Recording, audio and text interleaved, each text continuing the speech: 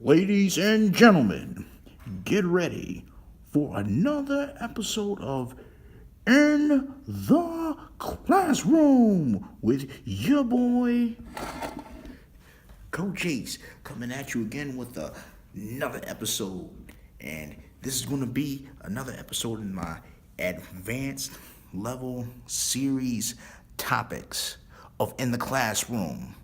So, are you ready? Let's dig right into the topic.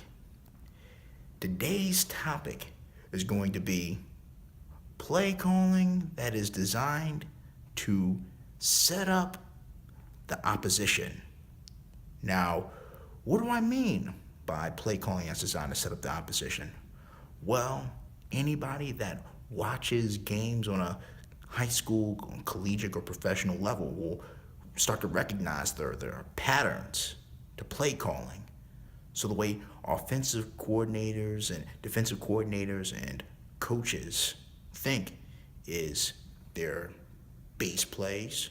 There are plays that they like to run in particular situations, plays that they'd only use on first down, plays that they only use on second down, plays that they would only use on third down, plays that they would only use in key situations, trick plays that they would use in key games, like, for example, playoff games or Super Bowl or high school championship or the national championship if we're talking about collegiate level. So there are many different scenarios and situations within a football game. Therefore, it is up to the offensive coordinator or the defensive coordinator to think about what type of plays they're going to call in particular situations. And yes, situations ultimately dictate what type of plays are going to be called. For example, if it's 4th and 10 on the 50-yard line and the game is on the line, it's a 18-18 score game, and you don't want to necessarily give the ball back, you don't want to punt the ball away, and there's only 1 minute left on the clock and you want to go score, but you're on a crossroads. You have to think about what you're going to do in that particular situation. So, this episode, I'm going to dig really deep into the analysis and the concept of play calling in certain situations, how to set up your team, set up your opposition, lull them to sleep, get them thinking one thing and then do another within a particular situation. And I'm going to show you examples both on offense and defense. So, without further ado, let's get right to the play art, because I already have it prepared.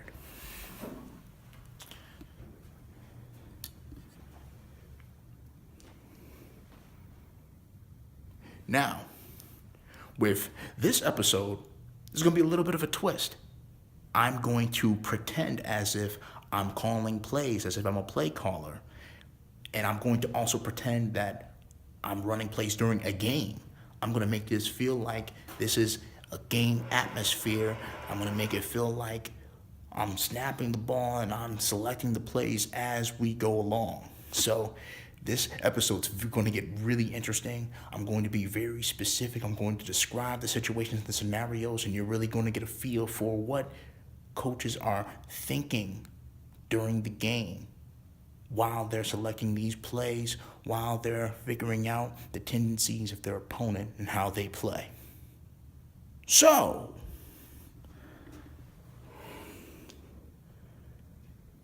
before I start every play, I will first let you know the formation that you're looking at through this play, and then I'll tell you what play we're going to decide to run. The formation that the offense is in is 3 wide receivers. I'll point out for you 1, 2, 3 wide receivers, 1 tight end, obviously 5 offensive linemen, quarterback and running back. This offensive formation is considered shotgun because the quarterback is taking the ball from the center from 5 yards back. And the defense is in prototypical nickel alignment with 3 corners, 2 linebackers, 4 defensive linemen, and 2 safeties. Now, let's get to the play yard, shall we?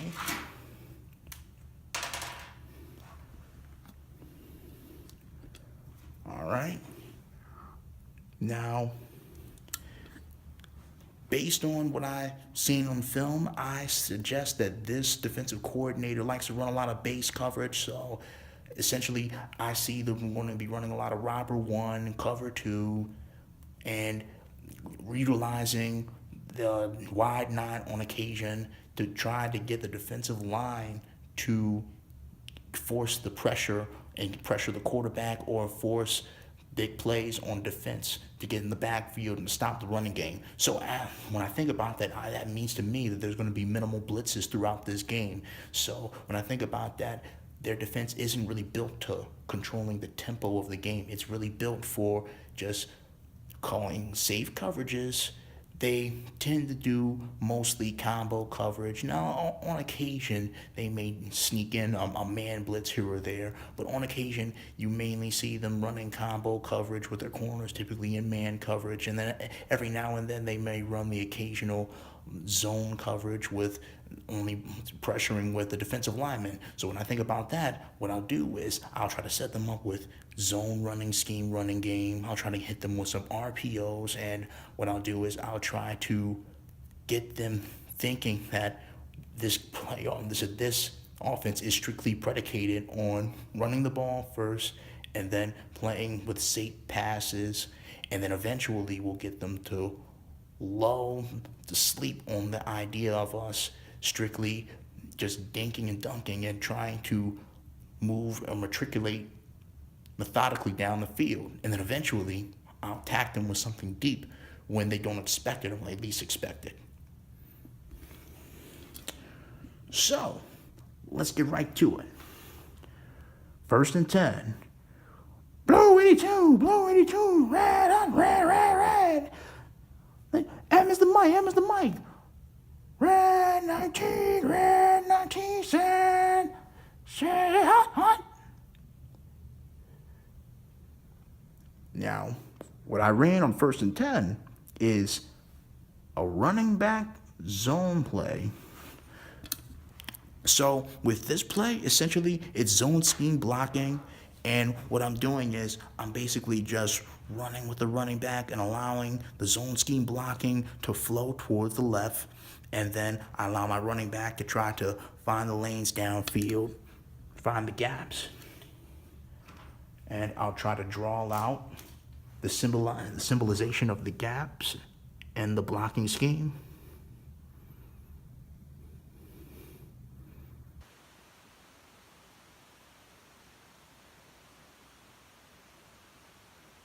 This play's concept, I'm trying to go to the 7 gap. You see where I just drew those 2 lines? That's where the play is ultimately designed to go. Now, I'll show you an example of the 7 gap. You see that 7? That 7 right in between where you see the tight end and the right tackle? Well, right there, that 7 gap is where the play is designed to go. However, with zone scheme blocking, multiple lanes can open up throughout the play. And I'll highlight that and illustrate that. Multiple lanes could open up throughout this play because zone scheme blocking is kind of unique, where with zone scheme blocking, sometimes you see gaps open up from many different directions. So although the play is designed to go to the 7 gap, honestly, it may be a case where you have the running back, if he's elusive enough and has a good enough change of direction, he may cut into the 9 gap on the left side, he may cut into the 7 gap, he may cut into the 6 gap, 5 gap, or 4 gap, and look for lanes downfield as a result of their quickness and agility. But like I said before, the play's designed to go gain yardage through that 7 gap. Now, let's get to the next play. I expect that running back zone to gain about 4 yards, so that would be 2nd and 6. Now let's say I run a no huddle offense, I try to get my team back to the line at a quick rate. Okay, let me draw out the play again. Let's say I run a similar formation.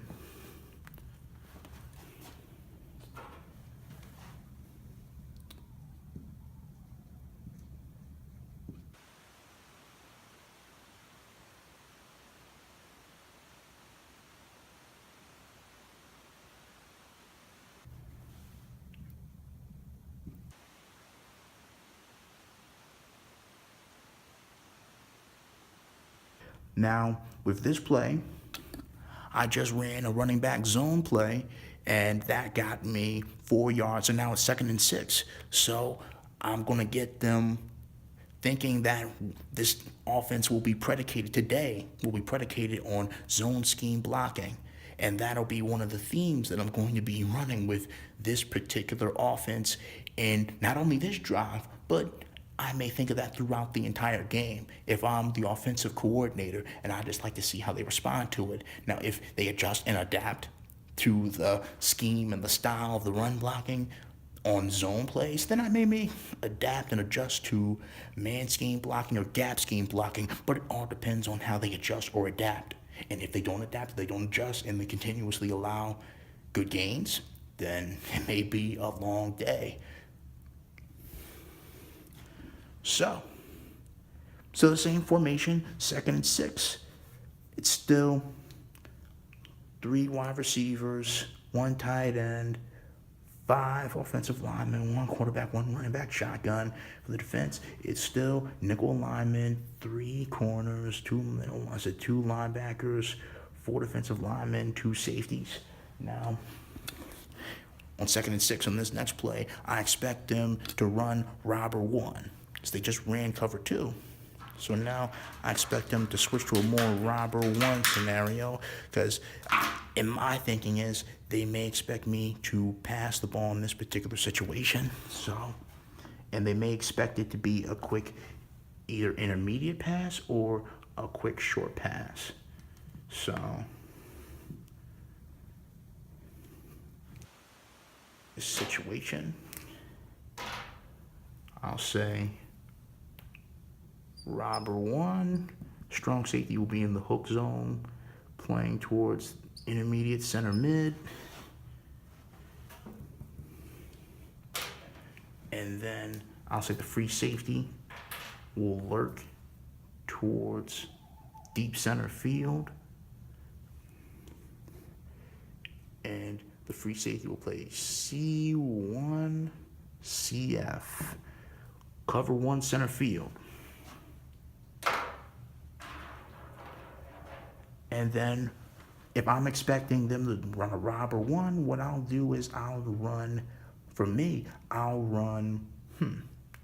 a post-snap run-pass option. With post-snap run-pass option, if the quarterback will simply simulate a handoff with the running back, and then I'll make a decision for whether I'm going to pass the ball or allow the running back to take the ball and run for yardage. So I'll draw a play art.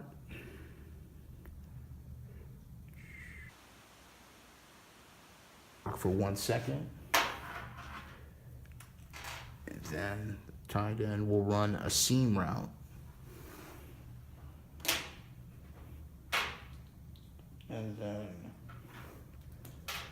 slot wide receiver will block initially and then run a quick slant.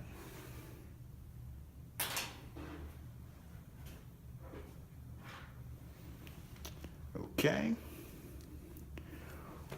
Red 90, 48 out, red X, blue 52, reader, set, hot.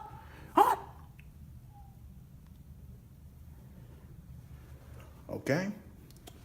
Now, with this particular play, based on their coverage, I would say that the quarterback would be more likely to try to attack with that seam route. Why do I say that? Well, I already gained 4 yards on 1st down with the zone scheme run. Now I'm coming back at them with seeing a similar look, a similar formation, similar run blocking scheme. They're all flowing to the left.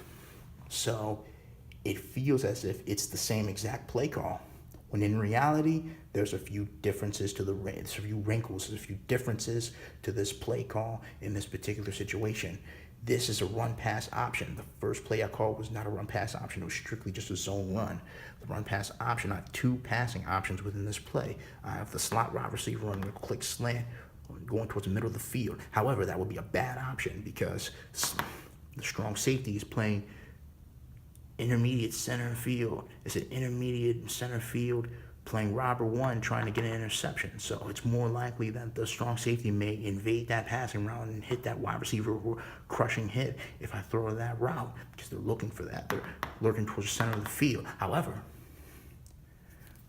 free safety moved pre-snap towards deep center field, play cover one center field. Everybody's playing man, including this weak side linebacker. The weak side linebacker is playing man against the tight end.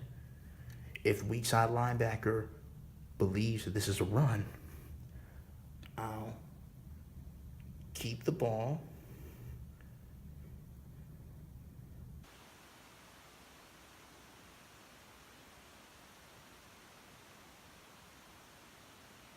Pass to the tight end.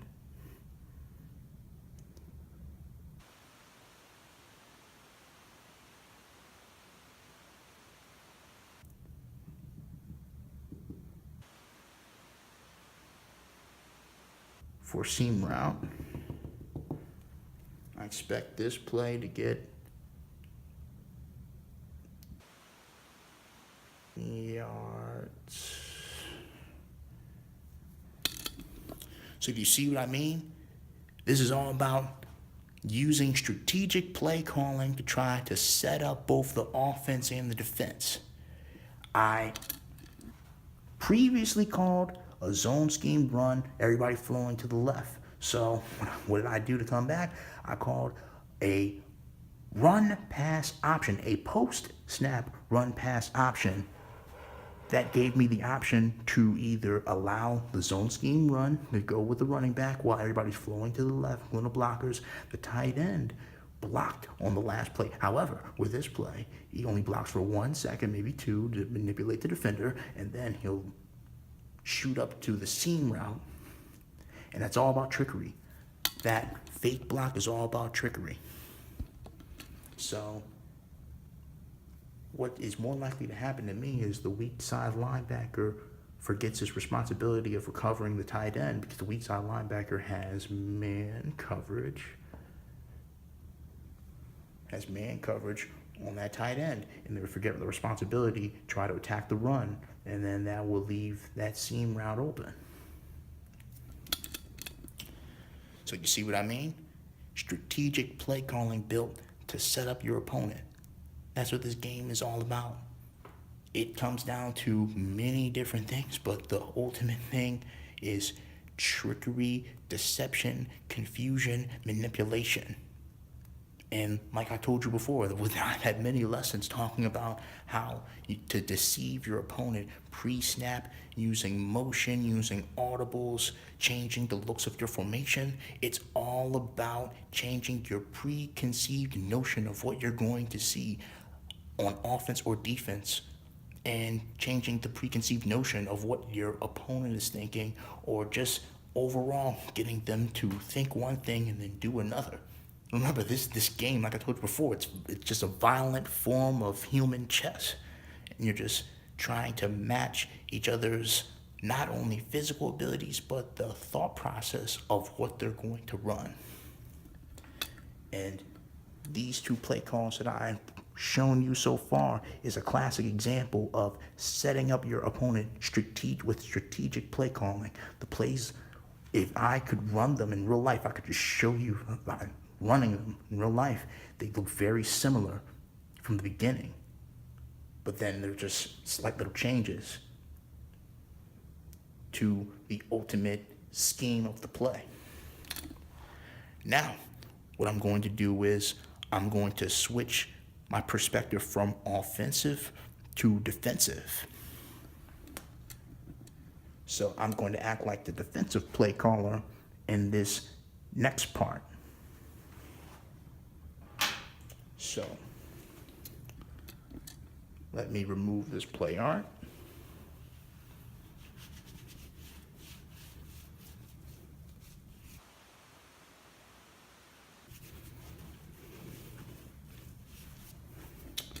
Now, with the defensive play calling for me is going to be predicated on finding ways to dictate pace, because it's very difficult to dictate pace when you're on defense or when you're the defensive play caller. But I found ways to try to dictate the pace of the play calling and the pace of the game through play calling.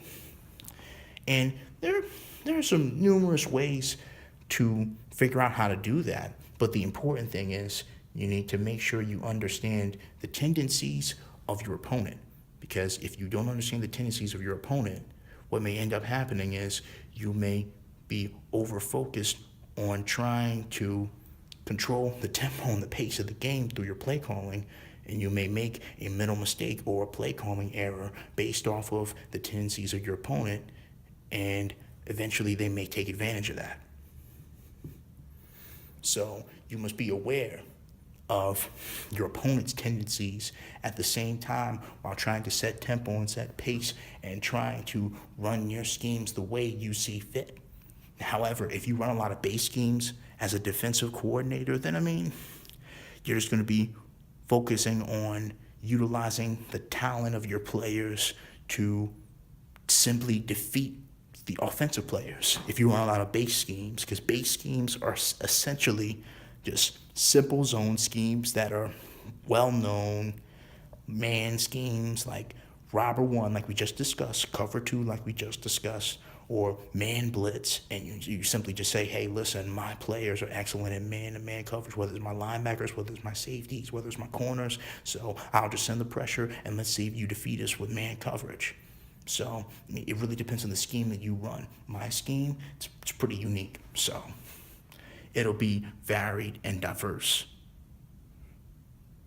But that's what makes it difficult to figure out, because it's really unique. Now, as we speak, I'm drawing out the play art for my defensive example.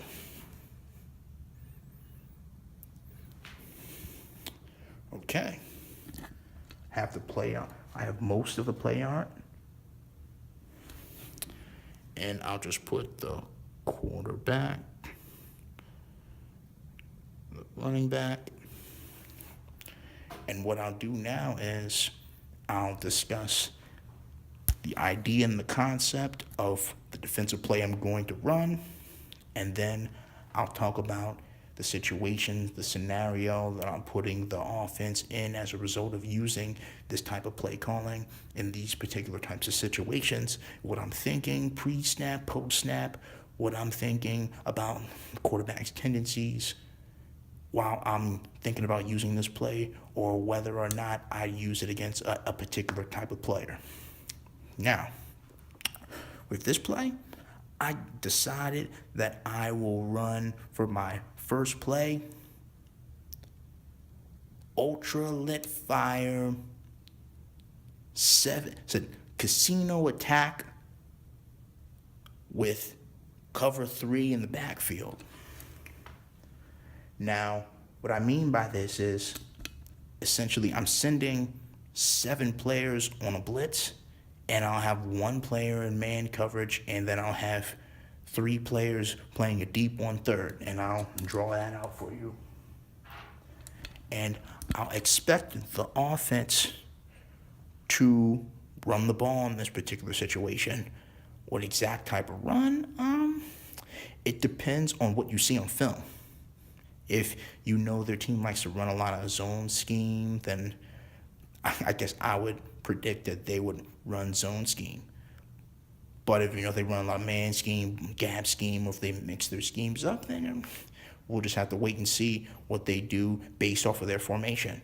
But based off of the formation that I just wrote right here, I'd expect them to run, either a draw play with like maybe a little quick pump fake, or I expect them to just run simple man scheme blocking, get everything aligned, make sure their numerical advantages are in order, and then try to just simply run up either the 0 gap, the 1 gap, or the 2 gap. And just so that you understand the context of what I just said, 0 gap will be right down the middle of the field, right in the center. 1 gap right between the center and the guards, and a 2 gap a little bit out farther between the center and the guards. So I'd expect them to run that. Let's say I got it wrong, however. Let's say they ran something different, contrary to what I expect them to run. Let's say, like, now I already told you what I was running on defense.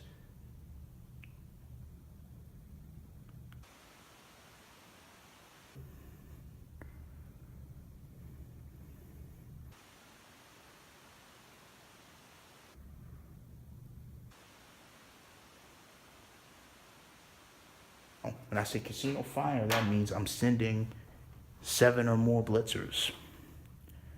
I'm gonna blitz my free safety off the 9 gap.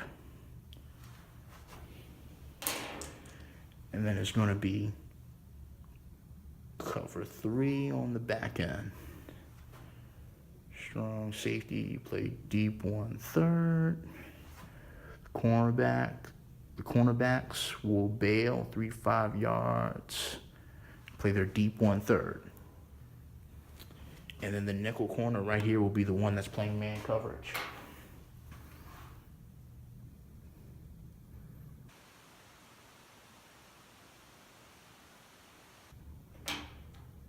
Now let's say the offense actually decided to run a West Coast play. Let's say they decided to run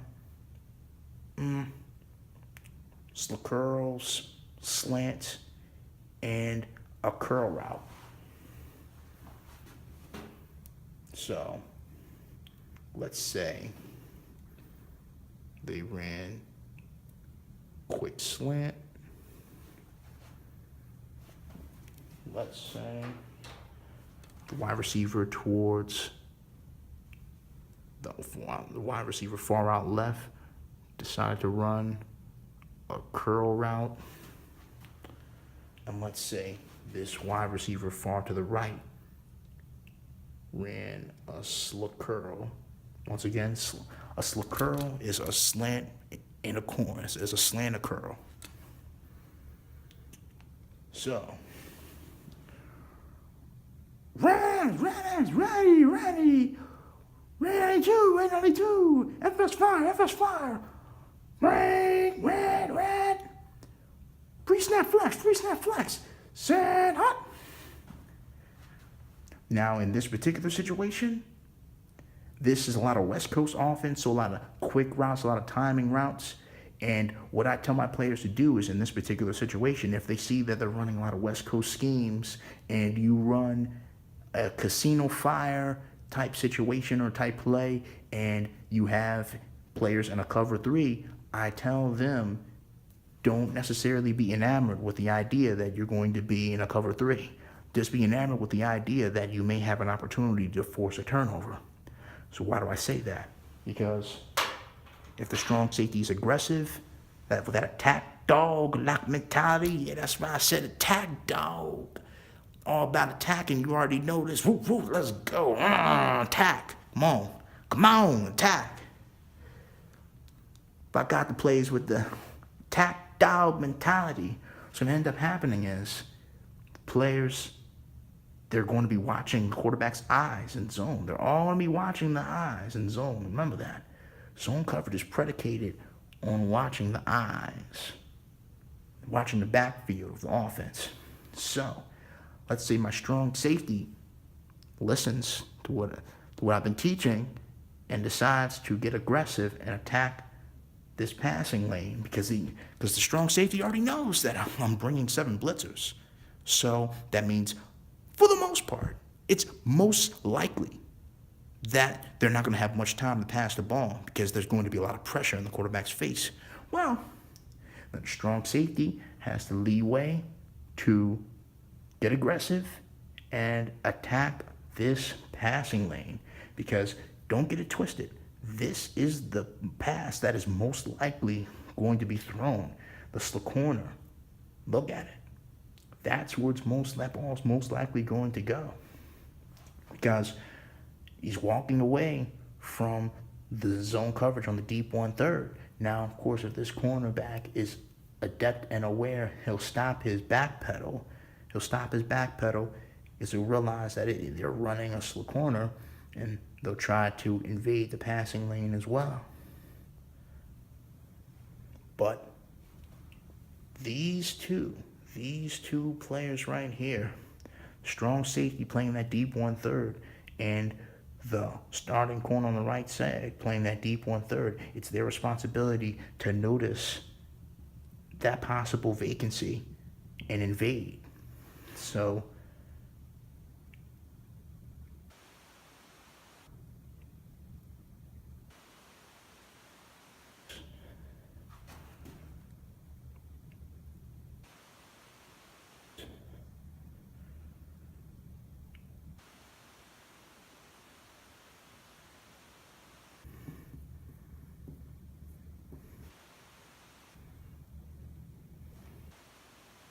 if you want to get a big play within this situation. Now,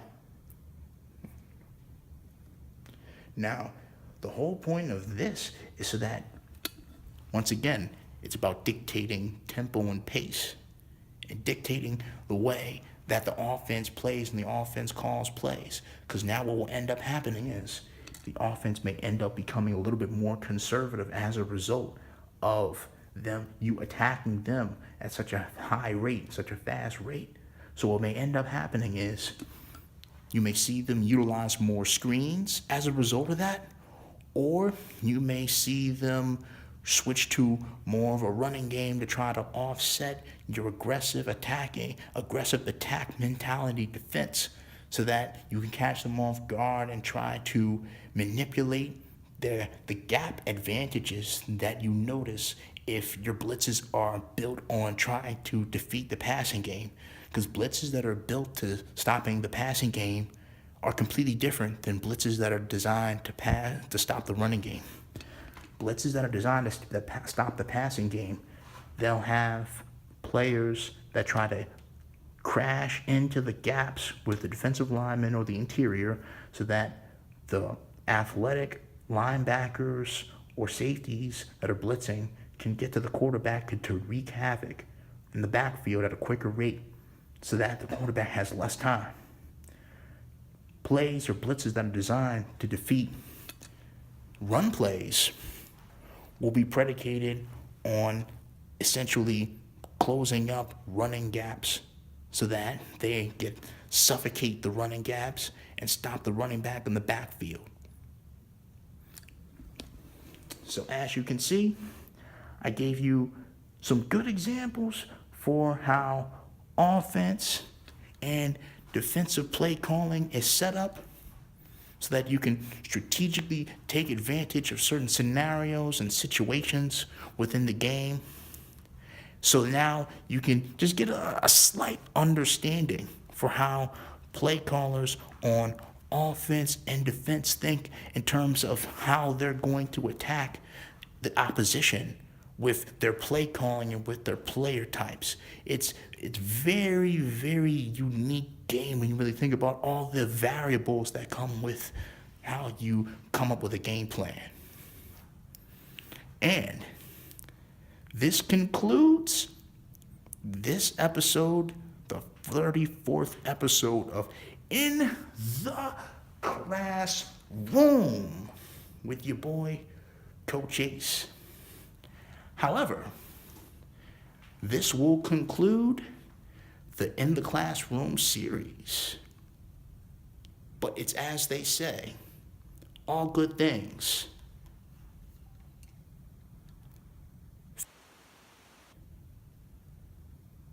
So give me one Psycho Schematics, the football educational brand that will forever change the way we think about the sport of football.